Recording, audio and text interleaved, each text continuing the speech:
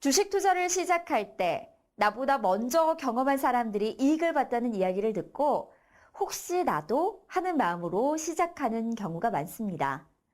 주식 가격이 오르거나 내린다면 어떤 이유로 오르고 내렸는지 파악할 수 있어야 성공은 되풀이하고 실수는 되풀이하지 않을 수 있을 텐데요.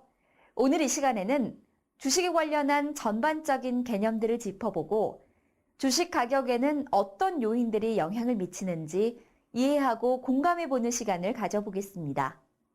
먼저 전문 기자가 소개하는 이 시각 주요 뉴스 함께 만나보실까요?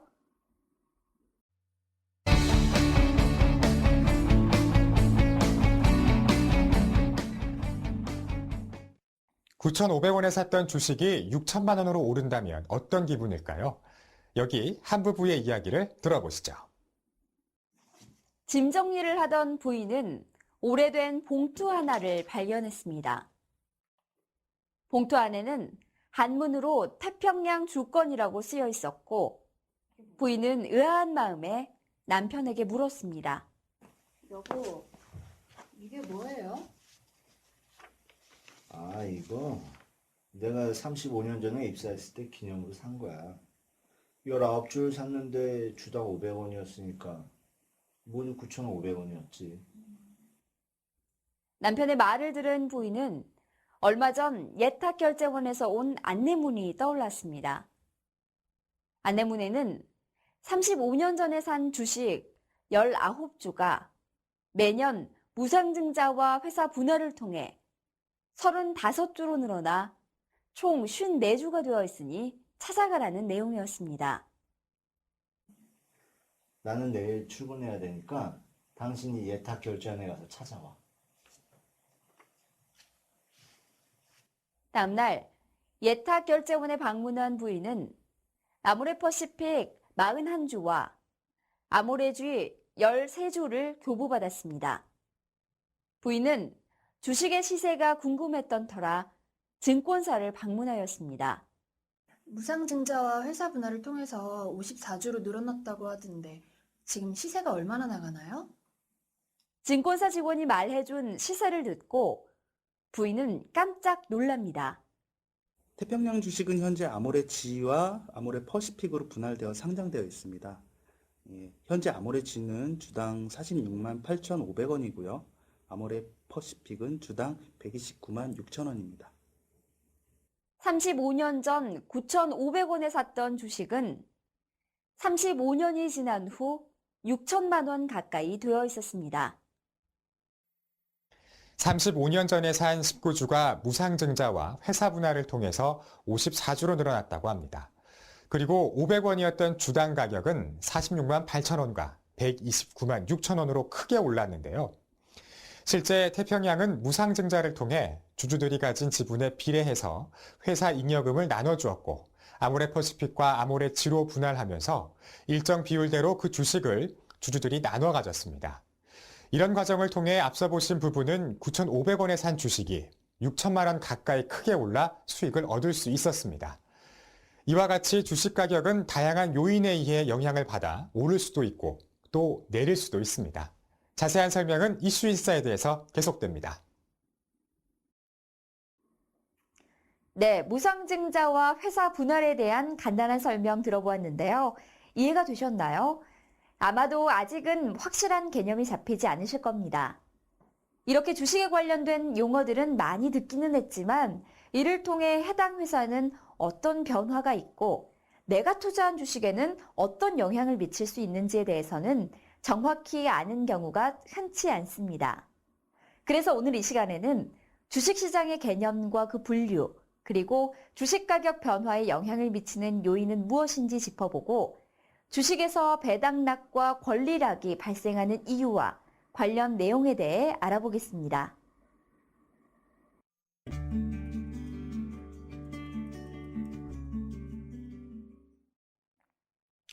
자, 먼저 주식이란 무엇인지 그 개념에 대해서 짚어보겠습니다. 주식이란 주식회사의 자본을 균일하게 나눈 단위로서의 금액과 이를 전제로 한 주주의 권리와 의무를 말합니다.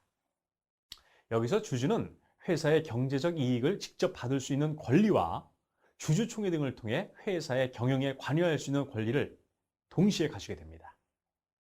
좀 더 이해하기 쉽게 실제 HTS의 화면을 보면서 이야기를 해보겠습니다. 요즘 각 증권 선물사의 HTS에는 상장 기업에 대한 분석 내용이나 기업 자료 등을 링크시켜 놓고 투자자들이 쉽게 확인할 수 있도록 해놓았기 때문에 여러분은 언제든지 투자하고자 하는 주식의 기업 개요를 살펴볼 수 있습니다. 화면은 특정 증권회사에서 제공하는 HTS 화면입니다. 각 증권회사나 선물회사에 따라 그 화면 구성이 조금씩 다를 수 있다는 점을 유의하시기 바랍니다. 주식의 기업 개요를 확인하기 위해서는 보고 계신 화면의 상단에 있는 자료 아이콘을 클릭해서 볼 수 있고요. 그 외 프로그램에서는 기업 분석과 같은 항목으로 확인할 수 있습니다.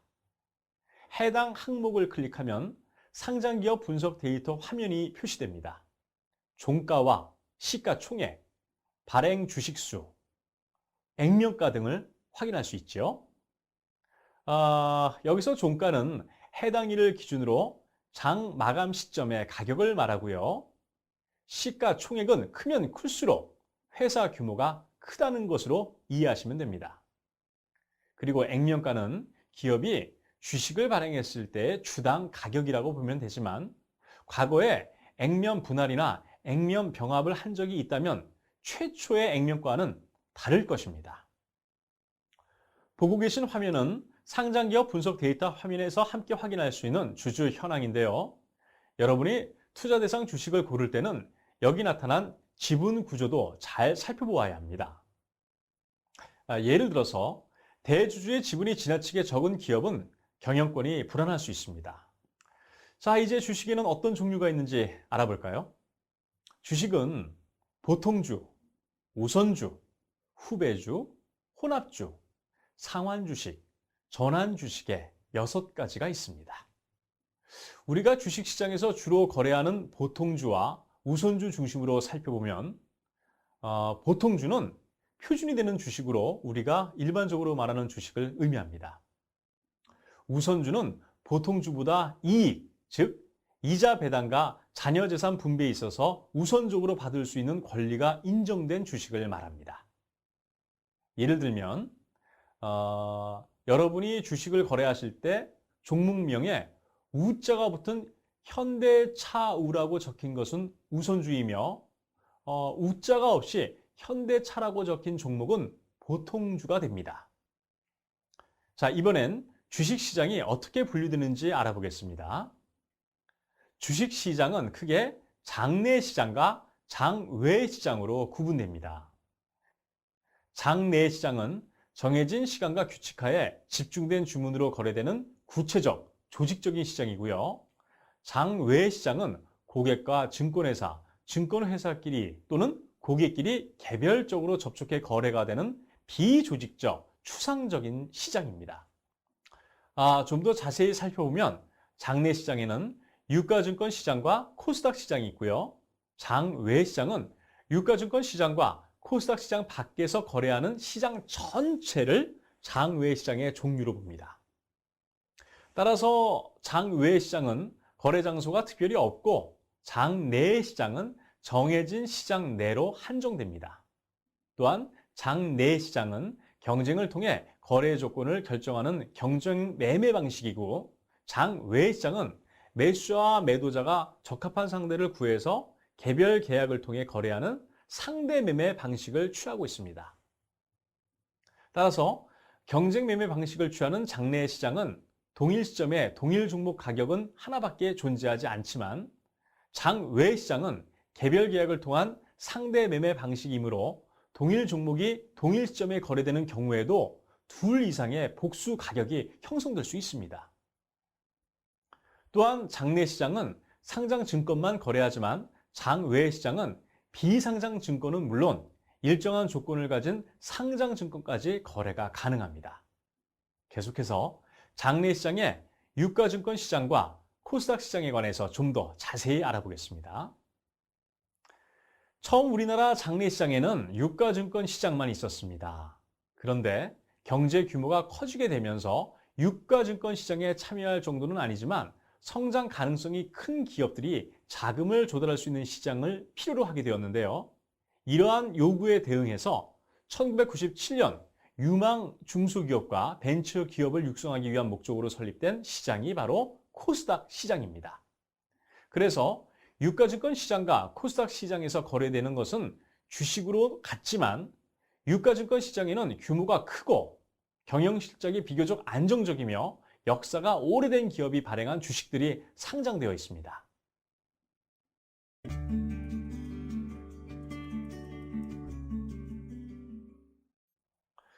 여러분께서 주식에 투자를 하려고 한다면 어떤 주식을 선택하시겠습니까?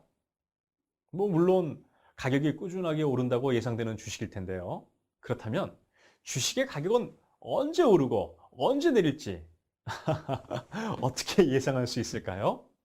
그래서 이번엔 주식 가격에 영향을 미치는 요인들에 대해서 알아보겠습니다. 주가를 움직이는 요인은 크게 5가지로 나눌 수 있습니다. 먼저 지속적 성장 가능성, 재무 건전성, 배당 수익률, 산업 사이클, 거시적 경제 상황인데요. 먼저 장기적으로 주식 가격이 우상향하기 위해서는 기업의 지속적인 성장 가능성이 전제되어야 합니다. 지속적 성장 가능성은 기업의 매출액과 영업이익이 매년 일정 수준 이상으로 증가하는지로 확인이 가능합니다. 그리고 매출액과 영업이익의 증가 추이가 일정하지 않거나 정체된 수준으로 진행될 경우에는 주가는 상승 탄력이 둔화되고 가격 조정 혹은 기간 조정의 형태로 주가의 움직임이 진행되는 경우가 많습니다.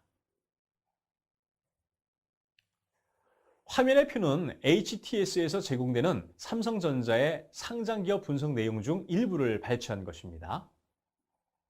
화면과 같이 매출액과 영업이익이 지속적으로 증가하고 영업이익률이 지속적으로 높은 수준을 유지한다면 성장하고 있는 기업이라고 판단할 수 있습니다. 그런데 매출액과 영업이익이 지속적으로 늘어나는 기업임에도 불구하고 부채 비율이 지속적으로 높아지고 유보율이 낮아진다면 그 기업의 건전성에 의문을 가져봐야 합니다. 부채 비율이 늘고 유보율이 낮은 기업은 영업이익이 증가해도 그 이익의 상당 부분을 차입금에 대한 원리금 상환에 소유하고 있을 수 있기 때문이죠. 하지만 모든 산업에서 부채 비율이 높다고 좋지 않은 것은 또 아닙니다. 예를 들어서 조선업이나 항공업의 경우 자본을 차입하여 선박을 건조하고 항공기를 추가로 구입해야 하는 영업 노선을 늘린다면 이는 그 해당 산업의 업황이 호황기에 접어들고 그만큼 매출액과 영업이익이 크게 증가할 수 있다는 신호로 받아들여지게 되는 경우가 있습니다. 그리고 선박과 항공기의 경우 담보가치가 높은 유형자산이므로 자산 매각이 무형자산에 비해 수월한 특징이 있습니다.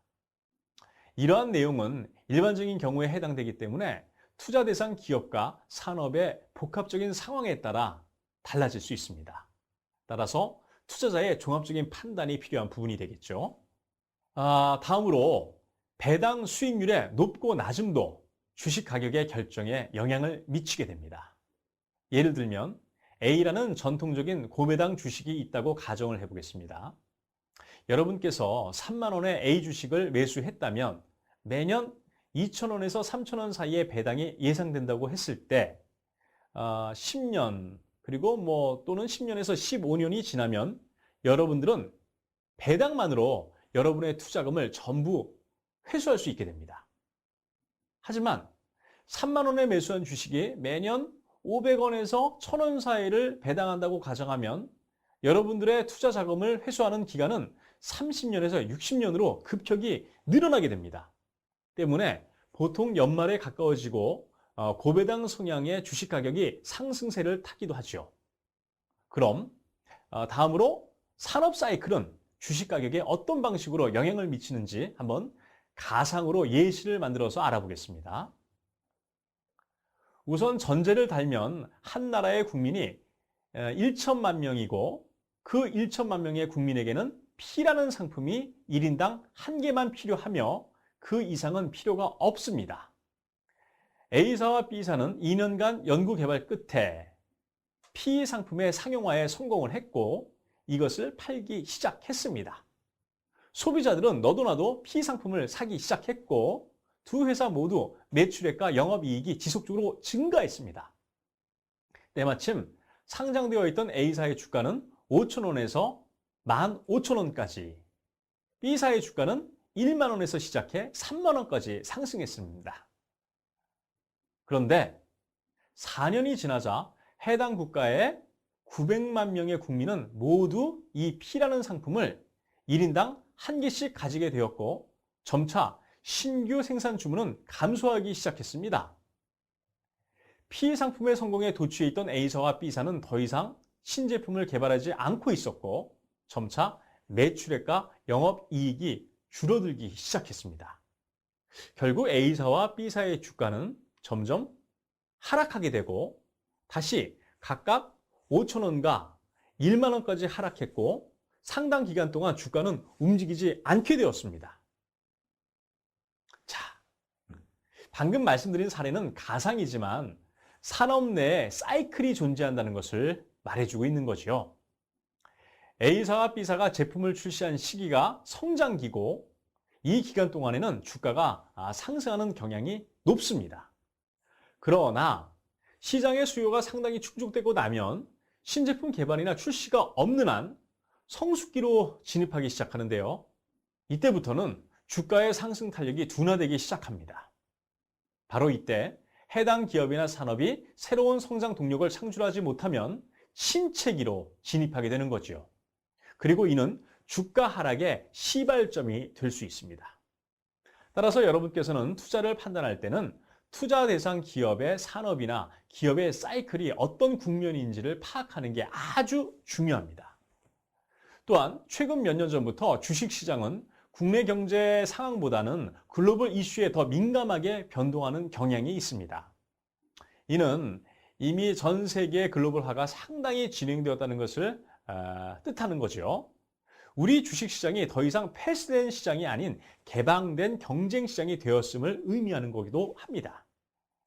이런 상황에서 투자자는 국내의 거시적 경제 상황뿐만 아니라 전 세계의 거시적인 경제 상황에 따라 주식 가격이 변동될 수 있다는 사실을 머릿속에 염두에 두어야 합니다.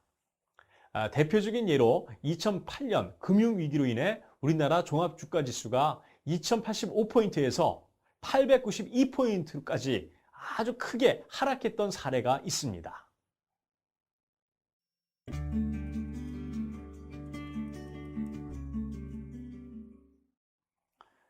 여러분들께서 주식을 거래하다 보면 어느 날 갑자기 개장을 했는데 50% 오르거나 내린 가격으로 시작하거나 5에서 10% 오르거나 내린 가격으로 시작하는 경우가 있습니다.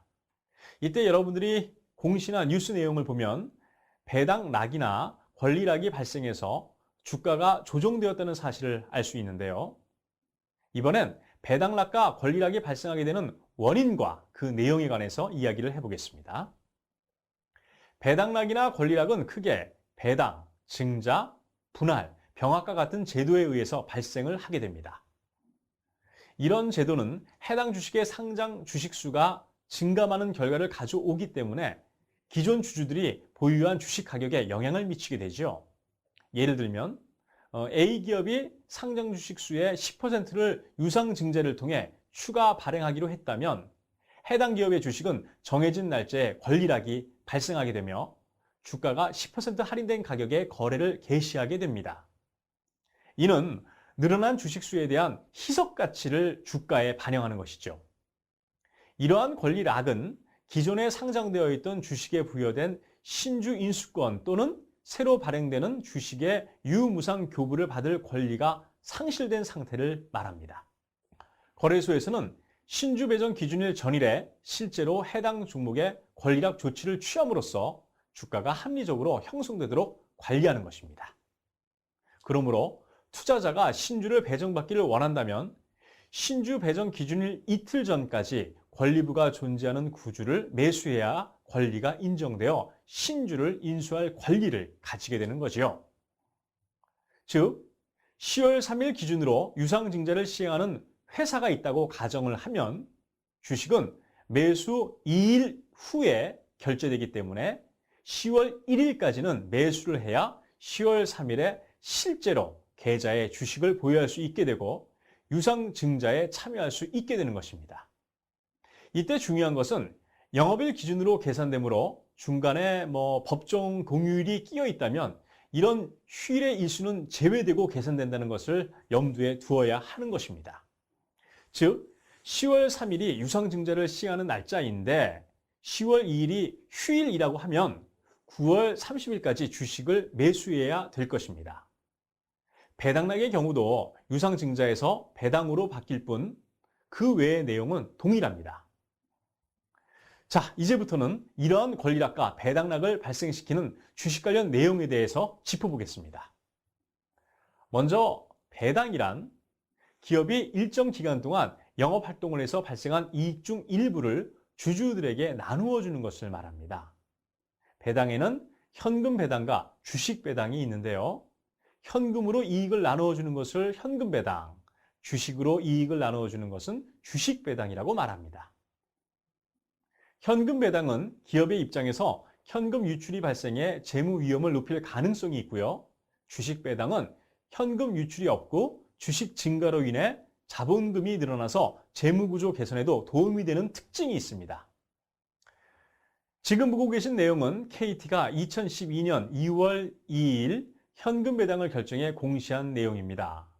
여러분들이 어떤 주식을 거래하다가 현금 배당 결정에 관한 공시가 게시되면 화면과 같은 내용을 파악할 필요성이 있습니다.